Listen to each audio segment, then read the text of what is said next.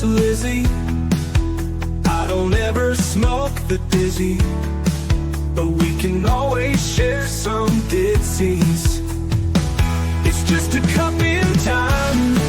This song doesn't have to rhyme. Life's all of us, not every moment we can be feeling fine.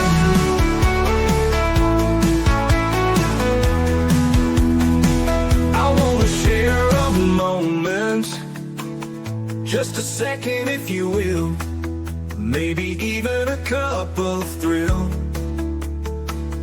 We could share this performance. It's tea time, come sit with me.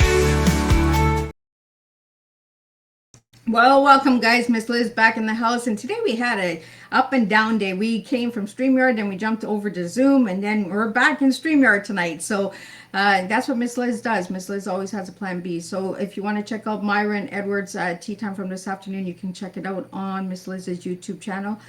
Sometimes that happens in some of the countries. StreamYard doesn't work too well with it. So, but tonight we have the incredible returning guest for her third time, Dr. Katherine Hayes, in the house, and we're going to be talking about her book, A Fifth of the Story, and we're going to talk about her book clubs, podcasts, editing, coaching. We're going to talk about a bunch of stuff. But before we get started, we're going to get everybody over to those platforms: Facebook, TikTok, LinkedIn, Instagram, YouTube, all those good platforms. Give them a like, follow, and subscribe. And if you notice that the guests are on those platforms, give them a like, follow, and subscribe as well, because that's how we support one another, by supporting one another. Also, jump over to the podcast apps: Podbean, iHeartRadio, Listen Notes, Deezer, Spotify, Apple Podcasts, all those good platforms. Give those a like, follow, and subscribe as well. And if you notice that the guests are on their platforms as well, give those a follow as well. Then jump over to babyboomers.org. Miss Liz has been partnered with them for about 4 years. If you're looking to be featured on different podcast shows, they have like 50 different shows that are on there, and they're always looking for incredible guests to be featured there as well. So check that out. Now, before we get started, I just want to thank everybody for tuning in for the last 8 months. We're going into the 9th month in a few days, and we've served over 120 tea times already this year. So thank you guys for all of that. So let's get started with disclaimer, and then we're going to get a beautiful intro, and we're going to get Dr. Katherine Hayes in here, and we're going to spill her tea. And her tea is immigrant, survivor, and champion of storyteller. That is what we are serving tonight for her tea. Disclaimer for Miss Liz's Tea Time live show. Miss Liz's Tea Time is a global platform dedicating to sharing real-life stories, diverse perspectives, and meaningful conversations that inspire awareness, healing, and connection. I, Miss Liz, is going live using StreamYard. Before leaving a comment during the live broadcast, please grant StreamYard permission to display your name at StreamYard.com. Please be advised that all the content brought forward during any Tea Time show is presented in good faith. However, discussions may include opinions, beliefs, and perspectives that do not necessarily represent the views of Miss Liz or the Tea Time platform. Information shared by guests is based on their own experience and is perceived to be accurate at the given time of airing. All guests, viewers, and participants are responsible for using their own good judgment when considering any action or decision that may relate to these discussions. Some episodes may cover sensitive topics, including but not limited to trauma, abuse, grief, mental health, and other emotionally triggering subjects. Listeners' and viewers' discretion is strongly advised. Tea Time with Miss Liz is an open discussion forum designed to offer insight, inspire awareness, and create connection. It is not a substitute for professional, medical, legal, or therapeutical advice. If you require professional support, please seek assistance from qualified professionals or trusted resources in your area. If you have any questions regarding this disclaimer or the content of the discussion, you are welcome to contact me, aka Miss Liz, directly at my email at bookingmissliz@gmail.com, or check out my link tree, Miss Liz's Tea Time. By choosing to participate in, comment on, or view these live shows, you acknowledge and accept this disclaimer. Your participation is entirely voluntary, and I, Miss Liz, welcomes you to join the conversation with an open heart. And if at any time you feel this platform is not right for you, I respect your wishes and decision and welcome you back whenever you are ready. Tea Time with Miss Liz is serving truth and awareness one cup at a time. Well, welcome to Tea Time with Miss Liz, where some guests come to the table once and leave us with something meaningful, while others return because the conversation continues to grow. Today it is especially meaningful because we are welcoming back Dr. Katherine Hayes for her third appearance at the Tea Time table. Katherine is an award-winning author, speaker, educator, survivor, advocate, editor, mentor, podcaster, and purposeful storyteller whose work is rooted in faith, courage, truth, healing, and transformation. She serves as a production editor Emboldened Media Group hosts murder, mystery, and mayhem laced with more mortality, mentors writers, supports literature communities, and continues helping others discover how storytelling can become a vehicle for purpose and impact. Her thriller, A Fifth of the Story, blends suspense, hidden truth, moral complexity, and faith into a story that invites readers to look beyond what appears obvious and question what may be hiding beneath the surface. Catherine's message has remained powerful through each visit. Writing can pierce the darkness. Stories can expose what has been hidden. Stories can confront difficult truths. Stories can create understanding. Stories can remind someone that even after trauma, disappointment, or loss, there is still another chapter waiting to be written. This third tea time gives us the opportunity to go beyond where our earlier conversations ended and explored what has changed, what has grown, and what Katherine is building now.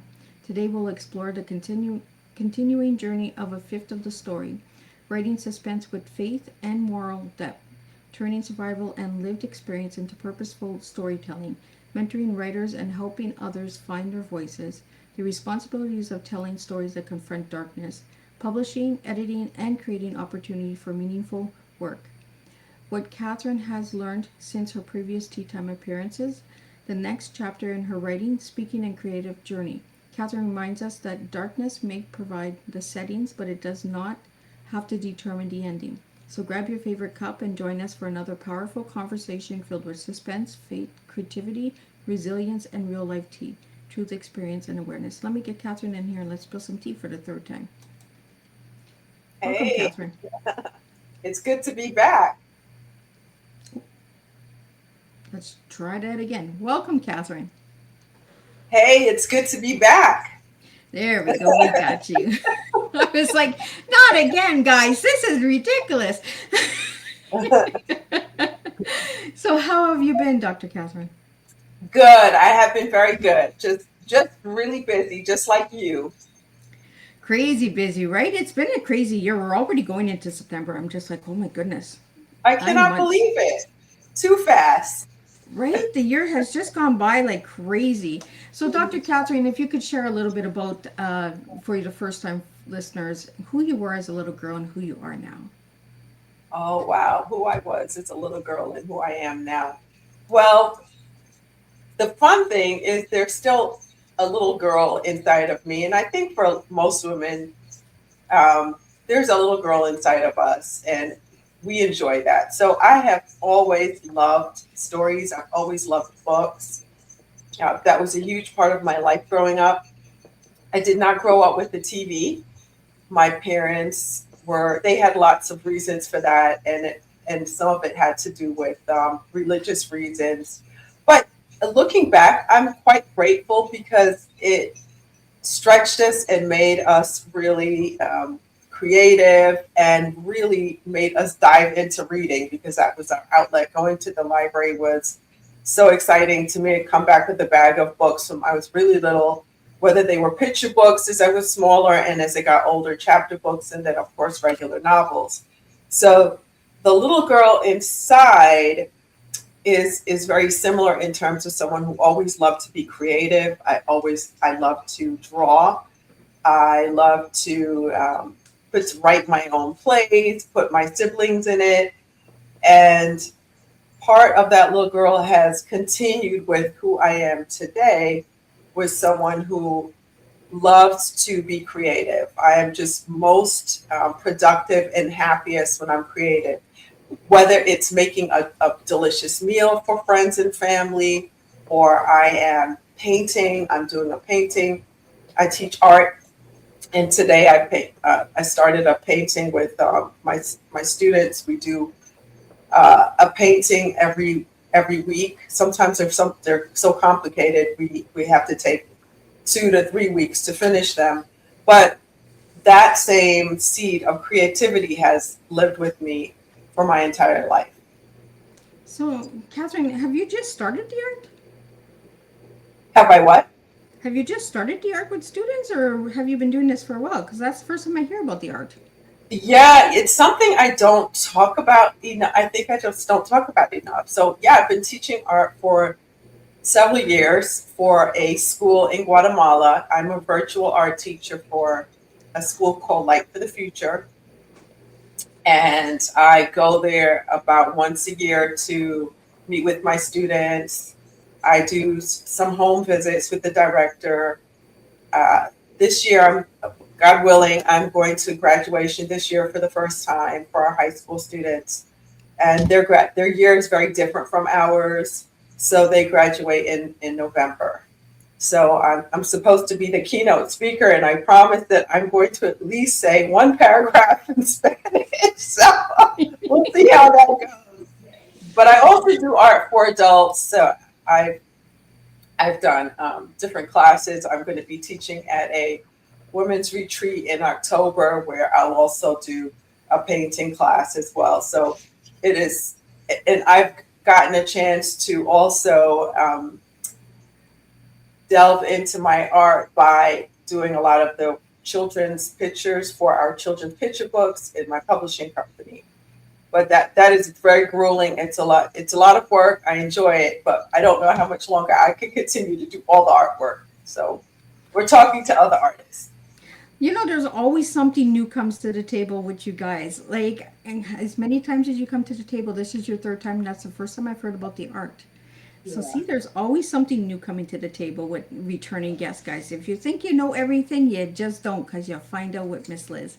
Uh, we have a question that came in here from Ariel, and it is, Catherine, how did your own life experiences first influence the way you think about storytelling? So my own life experiences.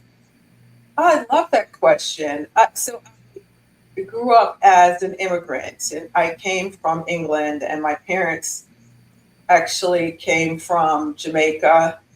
Well, let me just back up. My mother's family is originally from Portugal. They were Jewish and ended up in Jamaica. And then my mother moved from Jamaica to England. That's where she met my dad. And my dad, his family lived in Jamaica. His family was started by the Scottish slave trade. So they met in England and then came to the States. And so a lot of what makes up my life now come from my experiences in being an immigrant, and also come from my experiencing my experiences of hearing the stories of how our family got started. I was really interested in that. It's super interesting. I was obsessed with the Holocaust because I had no idea my mother's family had roots that were Jewish, and that they were originally from Portugal, and many of them died in concentration camps. And so I think story is the key to remembering who you are. It's a great way having oral history, knowing your history, knowing where your family's from, the family dynamics makes for a wonderful lived experience of who you are. It's a great question. So, Catherine, do you use that in your storytelling, like when your books? Because I found some other books besides a fifth of the story. I found four other books, and then I found 10 ebooks. And I'm like, oh my goodness, how come I don't know anything about all of these books? So, could you just share a little bit if you put that, your life experiences into this writing? Yeah. So if I put my life experiences into writing, I have a number of small mini books. One is a miniature cookbook. I love to cook food. Any in any novel I write, there's going to be food in it, right? There are going to be recipes attached. I love to create new recipes. So all of the, whether it's a devotional, because I'm also a devotion writer, and I'm also a thriller writer. So I will pray for you, then kill you. Okay, so and then I'll cook for you before all of that. I'll feed you before I kill you. Yeah, so that's all in there. Um, yeah, so parts of my books have different parts of my creative outlet and who I am. I always love that because me and Catherine always have this humor that goes back and forth, right? Like she's like she's gonna feed you before she takes you out. That's just a thriller, right? I'm gonna pull up your book, Catherine, so we can talk about the cover. We've talked about this book two other times on your tea times, so check out those tea times as well. I believe Catherine was on season 5, season 6, and season 7. So check out this incredible book. But I'm gonna pull it up. Tell us a little bit about the cover and how you got this book together. Yeah.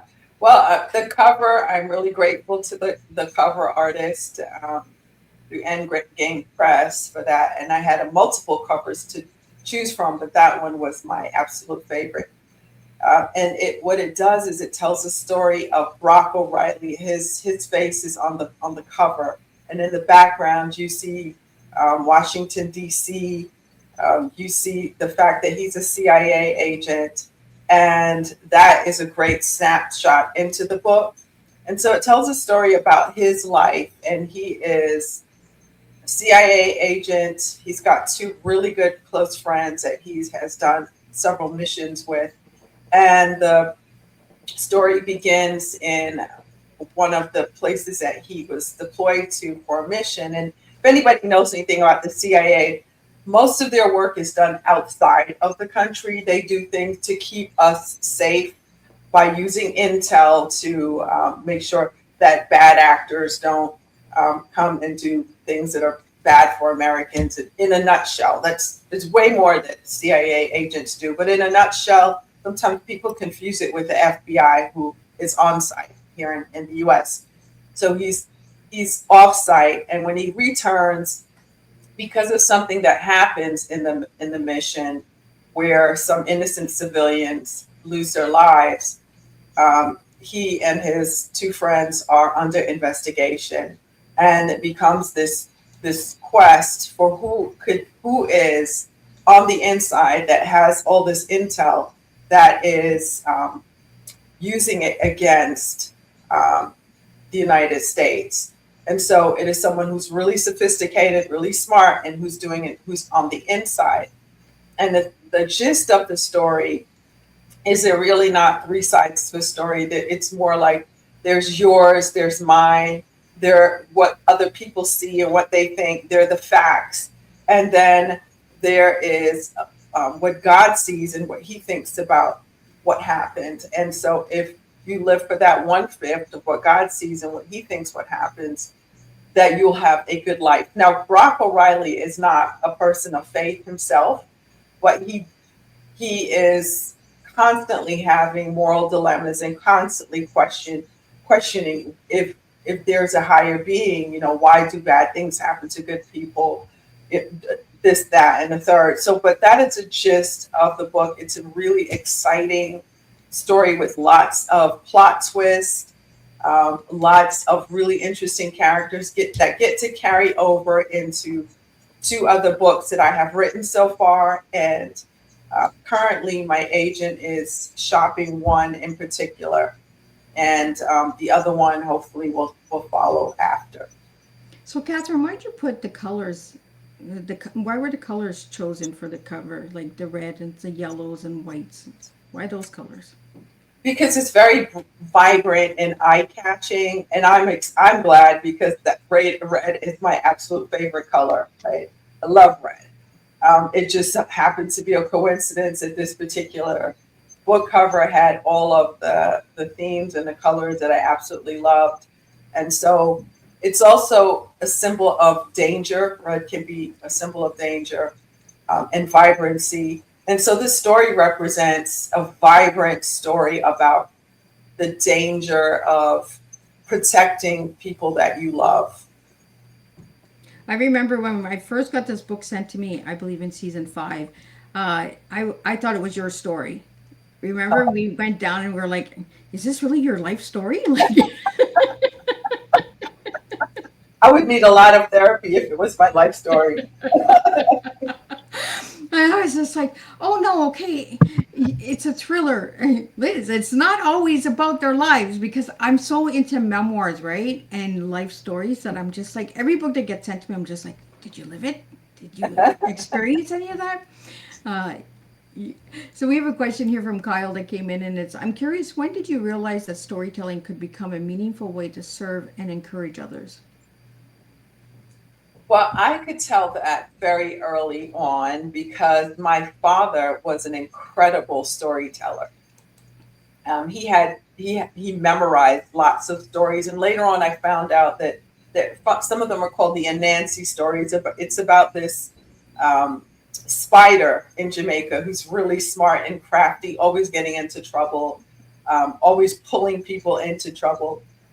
And he would tell these stories about Anansi. I found out later on that Anansi is actually tracked back to Africa because a lot of the Caribbean islands, they had indigenous people. The indigenous people of Jamaica were the Taiwan or the Arawak Indians. And this African slaves and added another layer to that culture. And so in Nancy, you can actually trace it back to Africa. So but my father would hold people spellbound with these stories, including me. And then he loved the greats. He loved to he had like the book The Odyssey and the Iliad, and he would love to recite poetry. He could recite pages and pages of poetry, and that instilled a deep love of storytelling to me. And then I have such great memories of my mother reading books to me and acting out the characters and changing the voices, and that just made everything come alive. And I just realized that that is really an impactful way to connect with people. Well, having no TV gave you that opportunity to look deeper into the books, right? And Yeah, create these characters and design like what they would look like, what fashion they would experience and all that. yeah. We have a question here and a comment from the Thrive Show, and it's, your work as a production editor for the Embolden Media Group is fascinating. What are some of the qualities you look for when deciding whether a writer's story has something truly meaningful to say? Ah, that is a wonderful question. Um, as at present, I no longer work with Embolden. I still love them and Javon and all that. But my position actually phased out as the company went in a different direction. But nothing changes. I still am a production editor for my own company and even for other publishers. I still freelance as an editor. And so, what I continue to always look for is I look for opportunities for writers who have something meaningful to say. So I'd love to help emerging writers. I love to help them develop their story and rather than and develop authors and invest in them rather than just simply producing books. And when I work with an author, I'm not trying to rewrite their voice. What I'm trying to do is help their voice become clearer. So it's a difference between just correcting a manuscript and developing a story. So I look for character motivation, pacing, plot holes, emotional payoff, clarity, structure, and reader expectations. I'm going to get into what you just said in a second, but we have a question that came in here from Mac, and it is, what keeps you motivated to serve in so many different ways? Well, it keeps me interested in life. I really dislike being bored. And when my kids would tell me, like, I'm bored, I'm like, well, that means you're boring. Then find something to do. I'm like, only boring people are bored. Stop it. So I just, I get energized by pouring into others and pouring into being creative. That's something that is is really an art, and I feel that when we are being creative and we're pouring out into other people and pouring out into ourselves when we write art. I write for various magazines and blogs. I have deadlines where it's like I've got to make that deadline, but it's still exciting to me And it still helps to keep me engaged in life and to keep me connected to other people. Well, Catherine, I said I was coming right back to what we were talking about. So you talked about plot holes and plot twist. Tell Uh-huh. us a little bit about what the difference is. Okay, that's a good one. So a plot hole would, and we see them. We're smart, right? Because we see them in movies. We're like, you never tied that up. Like, what happened there? So let's say you introduce let's say you're watching a movie about a Martian, right? And the Martian is from Mars, right? And then you introduce this love interest from Venus and all of that, and this person was pivotal in the story. But then at the end, we never see where that goes, and this was supposedly going to lead somewhere. That's kind of it's sort of a hole. Like, what happened to the love interest? Like, what happened with it? But a plot twist is different, where you thought one person was the serial killer or the cheater or the person who was disloyal, and you were wrong the whole time. It was a grandmother who was baking cookies right under your nose, and you She goes back to the food. yeah, just totally missed it. So a plot hole is like making a promise and not delivering on that promise. But a plot twist is is kind of magical. You're doing one thing over here, and the readers is getting into it, and they're completely missing what you're doing over here. And at the end, they're like, "Oh, I missed! I did, man! I thought Grandma was putting cinnamon in those cookies. It wasn't. It was rat poison. Oh my gosh!" So that's the difference in a nutshell. Well, Catherine, tell us about some of the not give us some Easter eggs of maybe a small plot twist in the book. Okay, of my book or Of your book, yeah. okay. Where people So might think it's this. Don't give them the answer, but kind of get them into it. yeah, so so there's some in that particular book. There are some Easter eggs because there are definitely some suspicious characters, and that's what a great Easter egg will do. You are going to do some good breadcrumb trails in leading people down the wrong way. So you are thinking, huh, I could be this person who's in charge. They know so much, they could easily be pulling all of the strings. Or you could even be looking at one of the secondary characters and saying, huh, they're really suspect. Like, where were they this whole time? And what happened? But then a good writer will then tie that up with a neat bow. They'll give explanations for the Easter eggs, right? The people you thought did it. And at the end, you'll see that that was just a red herring or an Easter egg, and it wasn't who you were thinking about the whole time. So for me, I put in, there were people who were secondary characters, like spouses, that I put in there who had suspect behavior. There were people with lots of power who were really harsh and mean, and you really dislike them. And the people you tend to dislike, you tend to decide that maybe they're the bad guy. So those were some of the Easter eggs that I put into the book. So, some of the bad guys that you didn't like in the story, did you take them out with food? I did. Oh my gosh! I totally did. I totally killed them with food.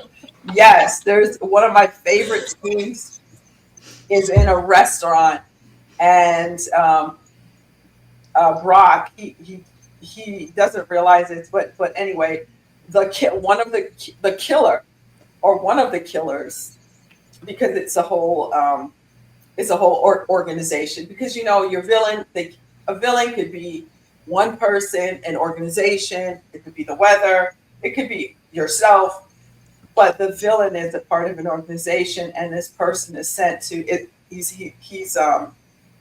sent to kill him, and uh, so what happens is in this restaurant, he's in a really bad position. Like he's fighting it out with one guy, and the guy ends up keeling over. But what happened is he was he was pretending to be a chef. That's how he got into the kitchen anyway, because he pretended to be a chef and all of that. But he was faking it, and he was cutting up this particular fish that is incredibly poisonous, and you have to wear gloves. And what happened is that the secretion from the fish got into his pores and killed him, which can happen. Because I researched the crap out of how to die and how to kill people. The fish was the best one. Yeah, that scene was amazing. Yeah, So, Catherine, do you have a sequel coming for this book? I do. So the working title of the next book is called By the Zeal of Fire. You never know, because a publisher can tell you that they're going to need to change your title. And then the third book is Every Good Story Ends Well. And again, those are we always say working titles until it's actually published. I was fortunate for my first thriller, A Fifth of the Story, the publisher liked the title and went with it. But you can't be married to your title. So those are the two in the series. The one called By the Fire of Zeal, it is actually about one of the secondary characters in A Fifth of the Story, who I never intended to give her own book, but she became such a live wire in that book that I had to give her own story. So, Catherine, how long did it take you to write the first book? So the first book was, this is very sad. Maybe a lot of authors would identify with it. So it took me about 20 years, right, to finally massage this. It started as a book of short stories, and I massaged it into a novel of 90,000 words of like hot garbage. And I shopped it. I got critiques on it. And finally, I got a mentor who felt like I was talented enough for him to want to invest in me. But he was like, why are you trying to write this particular book? And he convinced me to write a whole nother book. So I wrote a book that has the same title, A Fifth of the Story, the same premise, but completely different. I started completely different in another book, a new book, and it took me 10 months to write that. So it took me 20 years / 10 months. And it switched up a lot from the original. A lot. So he found out that my husband worked in Intel in the military. He worked for the DIA, which is like the CIA for the military. And so because my husband was so high up in Intel in the military, he said, why don't you use that knowledge to be able to write a realistic story? And I had a ball writing that, because I also got to find out that a lot about what my husband did. Like some of what my husband did, we couldn't know anyway. It was classified. It was dangerous for us to know. You didn't always know exactly where he was when he would be deployed to certain places. Most places that he was deployed to, you can't just fly there and that sort of thing. So I was able to use declassified information. I was also able to use real events that happened, but completely changed the time, place, and players, of course, to protect everyone. So it was a ton of fun to write that book. Well, it also gave you a chance to release, right? As a wife, give you that kind of like insight. Yeah. How other women felt, because I believe when we talked the first time on Tea Time, we talked about the wives, on how wives have this community, right? Because you never know when your spouse is coming home or where they're going, or there's so much classified stuff, right? So it's so secrecy. So you you grow as a community as well. Yeah, I was a military wife. I lived on a military base. Met some incredible people. Many of us are still friends to this day. And that was a wake-up call. Lots of people say things like, freedom isn't free, but they have no idea what that really means. Like when we lived on base, we saw there was a van that would go through the base, and it was the blacked out windows, and we knew that those were wounded vets. And a lot of times you'd be in the hospital for just taking my kids for regular visits, and then you hear all of this applause, and you see a 19-year-old wheeling into the hospital with no legs, uh, and go to the supermarket, and I'm looking at this one. This was incredible. My girls and I, we were in the deli section, and this young man, he was so good looking, right? And he turned around, and the other side of his face was melted, like wax. Like it looked like something that was surreal.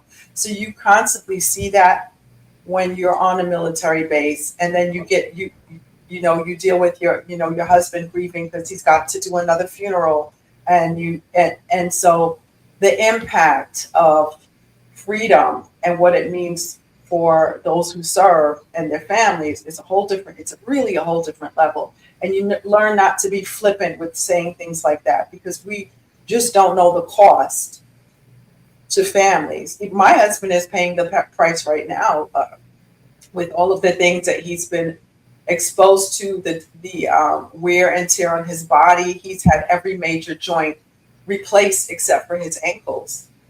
7 operations on one knee, 1 on the other. He just had his other shoulder replaced. Major stomach issues from being in certain bases, and them having toxic burning thing. It's a lot of things that are being burned there, things that they're exposed to. And so that's a constant ongoing issue for our men and women who serve bravely. And that's the thing, right? Unless you live it, you don't understand it. And it's the people that live it that should be speaking it and sharing those stories, because that's what's going to make the difference, Catherine. A lot of people say, oh, freedom. Understand the word before you say it, because Yeah. you really don't know what freedom is and who's sacrificing for your freedom at this Right. moment. So, Exactly. words matter, Yeah. and and stories matter, and that's why I love having these open heart conversations and live, because we can have the audience take part and say, you know what, thank you for sharing this. Yeah. There might be a military wife out there right now saying, Catherine, thank you for sharing that, because I needed that to hear. Because the wives go through a lot as well. you Yeah. know every time you see, like, in that van, you knew that it was somebody that was injured, somebody that was coming home, right? So That's right. Yeah. Yeah. And a lot of, now you have dual, you know, people who are in dually as a family, men and women who are both serving. Sometimes they're deployed at the same time. They have to have a family plan for their children.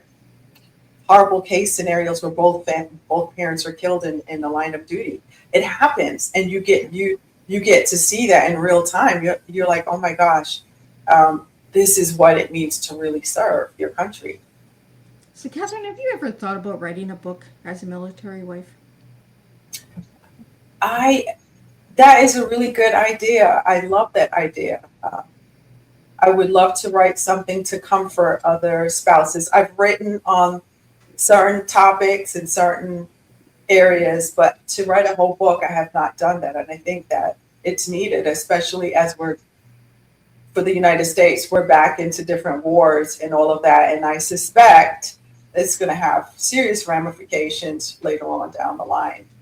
Absolutely. And the wives need a resource as well, right? Hmm. The, Yeah. we don't speak enough about the wives or the Hmm. husbands that stay because their wife has been deployed as well, because there are Exactly. women that fight as well, right? Right. So we don't speak enough about that. I'm in Canada, and I watch what's going on in all the world right now, all this fighting, all these wars, all these families that are being divided and division. uh, I think it would be a really incredible book, because you're a spouse, you've lived it, and you could touch a lot of hearts. Yeah. Just another bug to put into you again. I Yeah. always put a bug into Yeah. Catherine. That's a I'm on great speed idea, dial. though. I love that. Yeah. We have Yeah. a comment here that came in from Olivia, and it says, I appreciate how this discussion doesn't romanticize hardship. It shows how people can choose what they do with their own experiences. And that's what it is, right, guys? When we're sharing our stories and we're sharing our experiences, they do go into our storytelling, they do go into our work. Yeah. Uh, you were able to do that with a fifth of the story. You were able to get that side of your husband into the book without getting him into the book. So, Yeah. And even issues that are not talked about enough, such as PTSD. You have to be really careful, especially if you are higher up. And that's a great comment. Thank you for that comment. Yeah, we should not romanticize hardship at all. But even even in writing certain things about how the men reacted, Brock and his two friends, Shugs and Pang, um, they were dealing with PTSD issues. But it's something that if you're in intel and you're a higher up, you have to be really careful about what you let on you're dealing with, because you lose your clearance. So many of those guys who have so much responsibility and the weight of the world on their shoulders, they don't even have an outlet in which to talk about it. So if they have a good support system like a family, a spouse, a good set of friends, some kind of community, a church, um, a mosque, a synagogue, um, those things do help, but they do need more. They need a circle of people who understand exactly what they're going through, and perhaps a therapist who can help them through that. absolutely, and by having these open discussions and getting this information out there, share this tea time, guys. For anybody that's out there and feels that they're not heard right now or that they're struggling alone, these are what these tea times are for. You know, this is what the guests are here for. They write books, but they also have lives. The book is not just their life. They also have lives as well.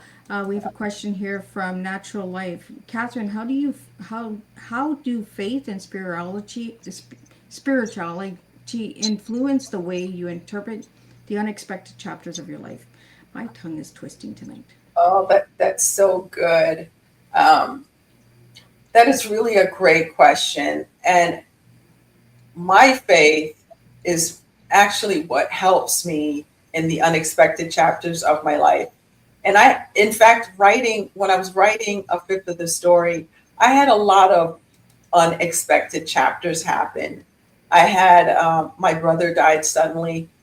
He was only 51, and my mother died 8 weeks later.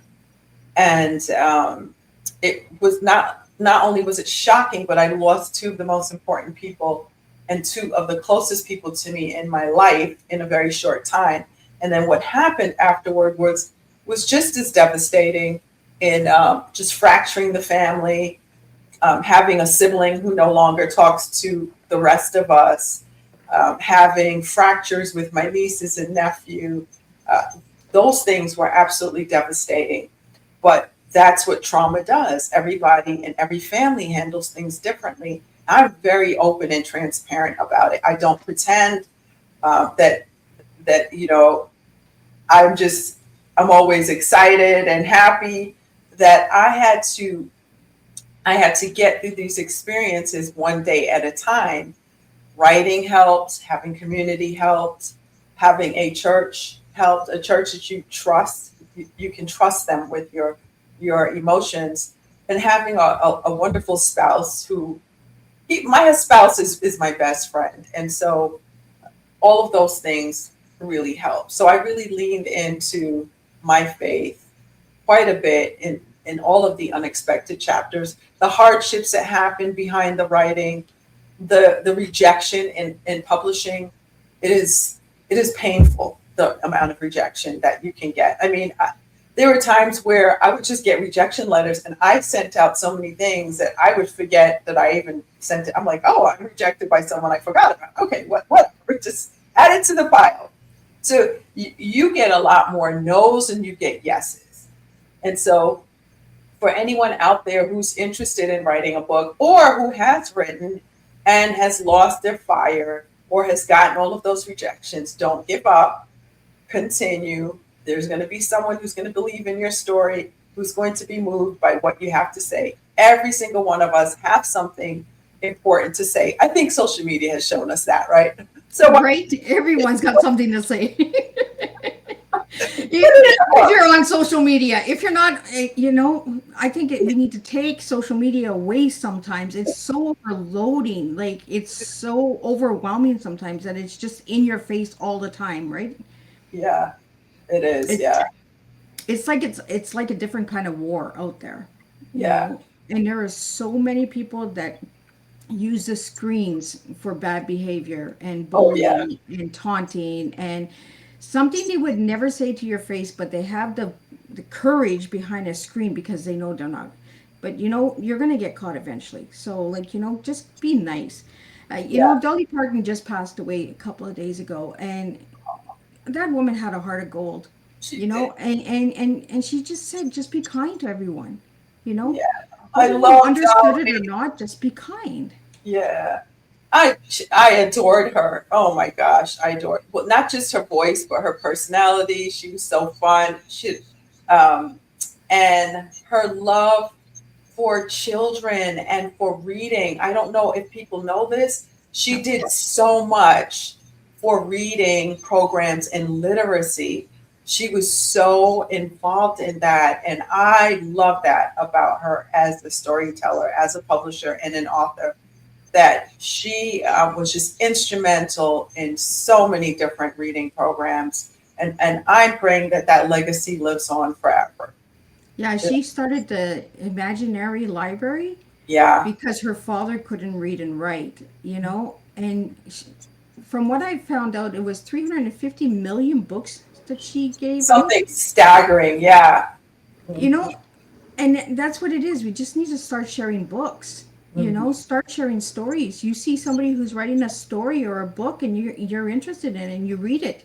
Pass it along when you're done. You Yeah. know, let's just keep paying it forward with writing and storytelling because I think storytelling is a new way of changing humanity. Yes. And that's why I love having these open tea times, Catherine, because I bring different books to the table, right? Different Mhm. genres, different. So there's always a different reader out there, a different person that's joining tea time and saying, you know what? Oh, that's a cool book. I never knew about it. Just Yeah. like I never knew about all these ebooks and devotional books and recipe books. I didn't know about the recipe book. That's Yeah. one thing I'm going to get. I'm going to get the recipe book. I'm going to Mhm. see how many people I can take out with the recipes. Not literally, but I will. Oh, We'll I do like love a it. murder mystery kind of dinner party or something, right? So Oh let's talk my. a little bit about the podcast because you have a podcast and I love the title of your podcast. So tell us a little bit about the podcast. Yeah. So the podcast is called Murder, Mystery, and Mayhem Laced with Morality. And it's a podcast that is a platform for writers who are like me, and also branching off into the different genres like cozy mysteries, romantic suspense, true crime, all of that. But if people don't write in that particular genre, we interview them and it's more about the journey of writing. Like, okay, how did you get it? How did you get in? How did you get published? Were you traditionally published? Did you indie publish? Um, how did you increase your social media? How did you broaden your platform? So the book is one thing, but also the experience with the experts. And we also interview experts from time to time. We've interviewed like a CIA agent, an FBI agent, like investigators, a forensic scientist, a pathologist, all of those things. All of those kind of experts we've interviewed. And so that's really fun for us because as authors, we want to be authentic. And so it's a free way for us to glean and to get information. Lawyers, especially criminal lawyers, those are really juicy, to give us the backstory and what's not real, what's fake, what we should avoid that people do all the time. So things like that. I like that you get the information out there, because there's so much misinformation out there. So by having these legit guests come to the table, they can tell us what's facts and what's fiction. Yes. Because I've had a couple of police officers on and they're like, it's not like that at all. Like, it's not like that at all. And I'm like, Yeah. I didn't think so. Yeah. I want to get into Dress in Love Press. That is your publishing company, I believe, right? Yes. let's talk about that a little bit, because I had a guest that was on, and you actually worked with her, and I'm Oh, trying to remember her name. She was just on this month. You um, guys, was she it was on. Sam or Tamelia or Annette, I'm Fernella? I'm trying to remember now. It was the beginning of the month. I'll have to look at the the August lineup. But Yeah. she worked with you, Catherine. So Okay. when she heard that you were coming on, she's like, I know Catherine. Oh, how fun. I love that. So tell Well, us. so about the publishing. Yeah. So for me being a seasoned production editor, I I so I wanted to really work with more authors and not just produce books. I wanted to create opportunities for writers who had something meaningful to say, and I wanted them to be served well. Now, I'm a new publisher. I have made so many mistakes. I mean, every day there's a mistake. Okay, there's that. But I realize that I am a really good editor, and I've noticed quite a few of the books that I have edited for other publishers have won awards. And now our books are starting to want to win awards. We have one author, she's won her second major industry award for her book, The Colors of Home. So, That's the one. That's the oh, one. and Anna Perkins. That was the one. As Oh, soon as you said the book, I was just like, that's the one that was on Tea Time. I'm yes, actually looking over here. I'm like trying to find it. Yes, that's yes. who was on. Yeah, she just won a Golden Scroll Award for her book, The Colors of Home. She won second place for um, contemporary YA. So I'm really proud of her. And that is her second big win. And I know there are going to be others for her. But I helped to bring out the voices of emerging writers and also writers who feel they're too young. I have a 17-year-old author I'm considering picking up. We're in talks right now. It's hilarious because for her, with her contract, we have to have a contract where you have to have, because she's a minor, now we have to create a contract where, adult has to sign off on it. So people feel they're too young or too old. They've missed it, right? So we want to create opportunities for people who feel marginalized, feel like they've missed the boat. So it's not just putting their book into the world, it's also helping them become the best storyteller they can become, and for them to become professional at it. So I'm making sure that you've got a great website. We have a web person, if you don't, to help you with that, that you're having a book launch, that we are making sure that your voice is going to shine when we produce your book. See, and I love that it's such a small world on Tea Time, because I was like over here searching and I was just like, I'm going to find it before she says it. And then when you said it, I was like, absolutely, that's her. That is her. And that is an amazing book. Yes. Amazing book. So go out and check that book out as well. Well, Catherine, we got into your immigrant. We got into the champion of storytelling. Let's get into the survivor before we wrap it up. Tell us a little bit about why you're a survivor. Yeah. Well, I think of it as I was given another chapter. So 18 years ago, I had a brain hemorrhage when I had my last child. And not only did I have a brain hemorrhage, but I also had meningitis, which are completely two different treatments. One treatment will, and if you try to treat the meningitis, then what will happen is the hemorrhage will take over. Or if you try to treat the hemorrhage, then the meningitis will. So it was a rocky road. I was in intensive care for a little over a month, and I think surviving something that could have ended my life changed the way that I looked at books. I looked at life.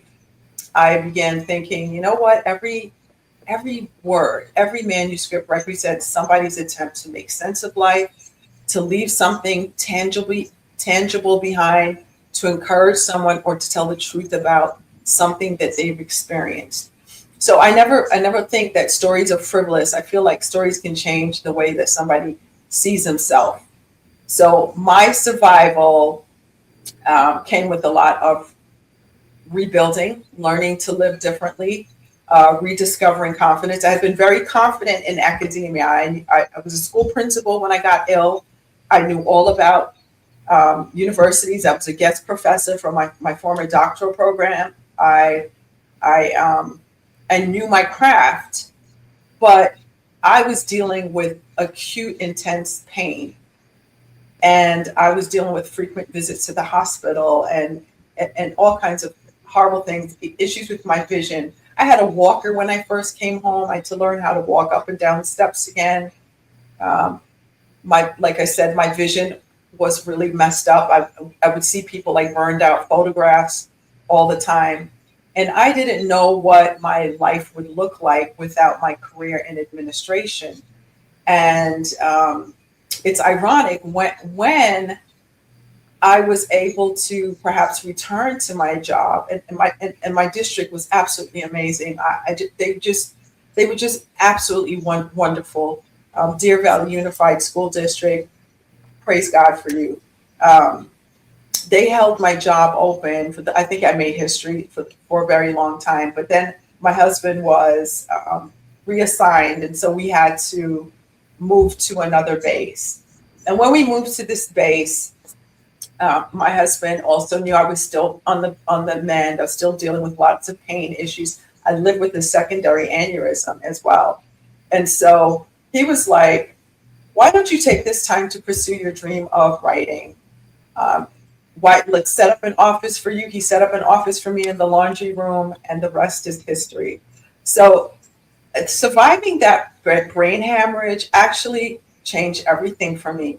And it was hard, it was tough, it was ugly. I didn't know how I was going to get through it, but it really helped me to rethink my life and to rebuild it in a different way. And I love what we built because of that experience.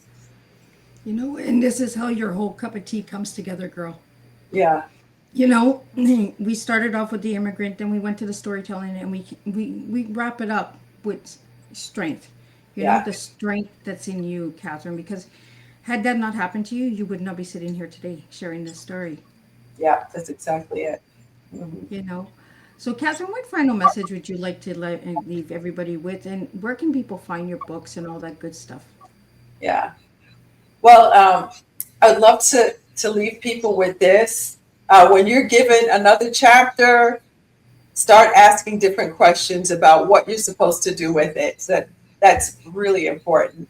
Um, and just know that don't leave this life without pouring everything out. Just don't leave here without being completely juiced. And what I mean is we have so much to offer, and we hold on too tightly to what we have to offer.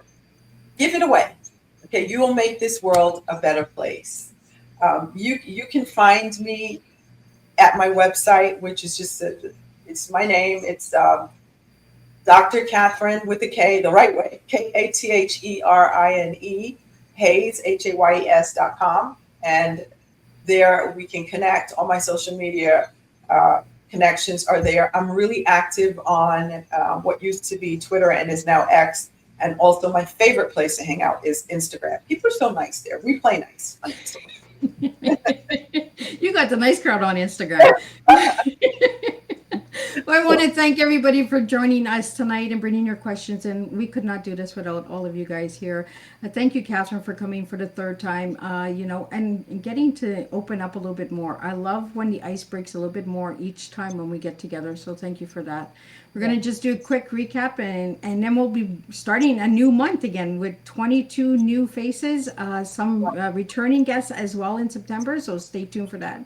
Press release is running a little late. It is coming, I promise, guys. We are just having some glitches with technology lately. So that will be released, I'm hoping, by tonight or tomorrow. So you can see the incredible guests that are coming in September as well. So thank you again, Catherine, for sitting with me. What a meaningful third chapter we have shared together tonight. Catherine, thank you for returning once again to the Tea Time table and continuing to trust this space with your wisdom, creativity, faith, and evolving journey. One of the beautiful things about welcoming a guest back is that we are reminded that none of us remained exactly where we were during the last conversation. We grow, we learn, we write another chapter, we discover new questions. Sometimes we even find new meanings inside stories we thought we already understood. Through a fifth of the story, your work as an editor, your mentoring, your podcasting, and your advocacy for purposeful storytelling, you continue to demonstrate that stories can entertain while they also are challenging us to examine truth, morality, resilience, and the choices we make when life becomes complicated. We explore suspense, faith, survival, publishing, mentorship, creativity, and what it means to use words, not simply to fill pages, Mhm. but to illuminate places people may be afraid to examine. One of today's greatest takeaways is this: piercing the darkness does not always mean eliminating it. Sometimes it means creating enough light for someone to see the next step. Katherine, your third appearance also reminds us that purpose continues to evolve. The message may remain rooted in the same values, yet experience gives it new depth. The writer changes, the reader changes, the world changes, and the story continues. As we close tonight's tea time, I'd like to leave everyone with this thought: what truth inside your own story could become of light for someone else if you finally gave yourself permission to share it. You may never know who needs the chapter you've almost decided not to write. Katherine, thank you for returning to a third time, for continuing to champion writers and readers, and for showing us what happens when courage, faith, creativity, and purpose meets on the page. Three appearances, three different moments, one continuing message. Stories matter, voice matters, and lights matter. Until next time, continue writing what needs to be written, continue piercing the darkness, and continue serving real life tea, truth, experience, and awareness, one purposeful story at a time. And tonight's takeaway from Miss Liz is: the most powerful stories do not pretend darkness does not exist. They carry enough truth, courage, faith, and hope to help us walk through it.